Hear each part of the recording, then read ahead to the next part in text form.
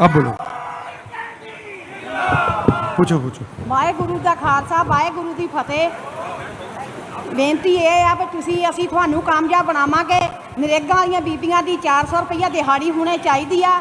बच्चे साडे भुखे मरदे आ, उन्होंने नौकरियां दवो। उन्होंने बच्चों की जिंदगी ज़्यादा खराब हुई है, नशे तुसी बंद कराओ। देखिए, थोड़ी थोड़ी मैं पंजाबी समझ जाता हूं तो कोशिश करता हूं। हमने मैनिफेस्टो में लिखा है कि नरेंद्र मोदी जी ने 22 लोगों के लिए सरकार चलाई है, अरबपति बनाने का काम किया है। मजदूरों को आज मनरेगा में 250 रुपए मिलते हैं। 4 जून के बाद हिंदुस्तान के सब लोग जो मनरेगा में काम कर रहे हैं उनको 400 रुपए मिलेगा। हमने ये कह दिया है, हम इसको कर देंगे। दूसरी बात, आशा और आंगनवाड़ी में जो महिलाएं काम करती हैं उनकी जो आमदनी है हमें लगता है कि वो बहुत कम है। 4 जून के बाद उसको भी हम दुगना कर देंगे। और आखिरी बात, सरकारी ऑफिसेज में, पब्लिक सेक्टर में नया फैशन बना है कि मजदूरी टेम्पररी बेसिस पे, कॉन्ट्रैक्टर बेसिस पे करी जाती है।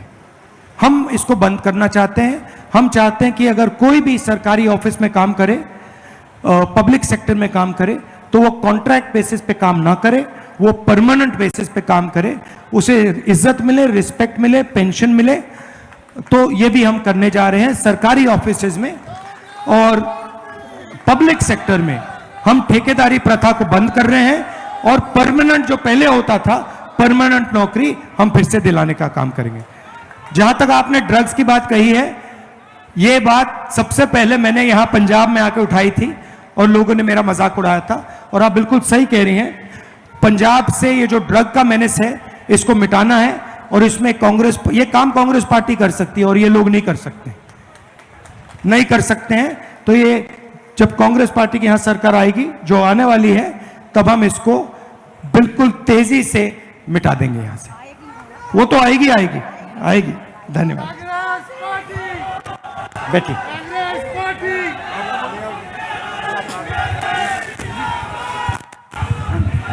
मैं ज्ञानचंद एक आम आदमी, मैं ज्ञानचंद एक आम आदमी हाँ। मैं ਲੱਕੜ ਦਾ ਕੰਮ ਕਰਦਾ ਸੀ। ਅੱਜ ਤੋਂ 10 ਸਾਲ ਪਹਿਲਾਂ ਬਹੁਤ ਵਧੀਆ ਕੰਮ ਚੱਲਦਾ ਸੀ।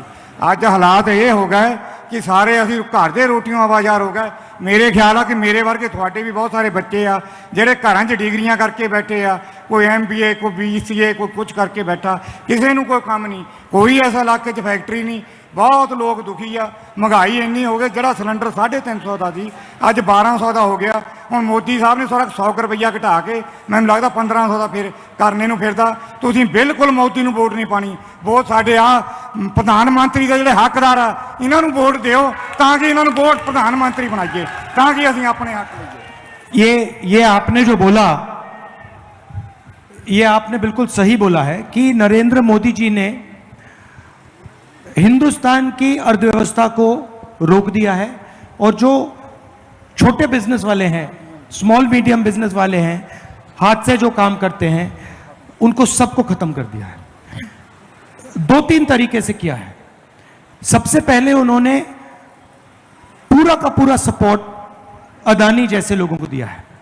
अब अदानी जैसे लोग जो हैं, जब ये इनको पैसा देते हैं तो ये पैसा हिंदुस्तान में खर्च नहीं करते हैं। ये पैसा अमेरिका में जाके, जापान में जाके, दुबई में जाके ये लोग खर्च करते हैं। तो इससे हिंदुस्तान की अर्थव्यवस्था को फायदा नहीं होता। पहली बात यह है।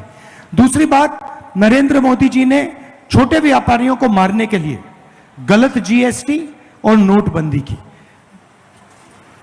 मीडिया कहता है कि नोटबंदी और GST से देश को फायदा हुआ है, मगर सच्चाई यह है और पूरा हिंदुस्तान जानता है कि नोटबंदी और GST ने हिंदुस्तान का नुकसान किया और खासतौर से जो छोटे बिजनेसेस हैं उनको खत्म किया। अब देश में रोजगार छोटे बिजनेसेस देते हैं। अंबानी जी देश को रोजगार नहीं देते, अदानी जी रोजगार नहीं देते। तो मैं आपको अपनी सोच के बारे में बताना चाहता हूं, हमारा प्लान क्या है। Subscribe to One India channel and never miss an update.